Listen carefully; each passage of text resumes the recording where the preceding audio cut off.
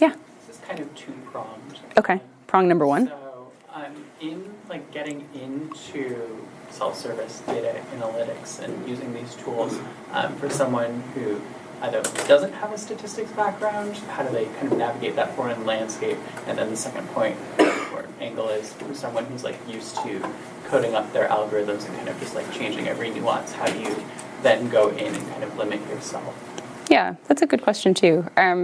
So prong number one, people will just smash data into anything and then listen to whatever comes out the other side. So we've touched on this a few times, how you have to kind of be careful and kind of talk people off that cliff of well, yeah, I know you ran that decision tree model and you felt very proud of yourself, but you didn't really get anything real out of it. So being able to communicate again is going to come in handy there.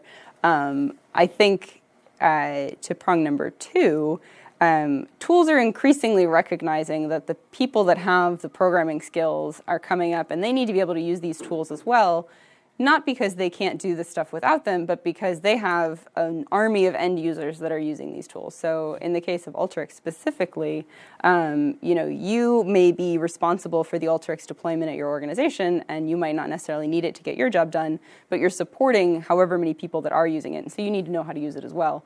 And what they've done as kind of a compromise is they've opened up all their tools so that you can actually, and they're in R specifically, which is unfortunate because I'm a Python girl, but you can actually get in there and tweak them and modify them and do your own thing. So I think the tools are increasingly recognizing that they have to serve both audiences, the ones that want to just drop something in and run with it, and the ones that want to actually put their own mark on it and see something through that they feel like they've personally owned along the way.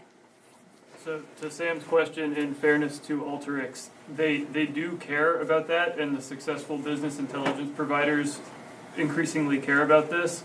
They had R integration as soon as 3 or 4 years ago, and they actually just acquired a company that was founded by a UVA student that makes Python IDEs. And with that, we're kind of imagining they're going to do the same integration set with Python.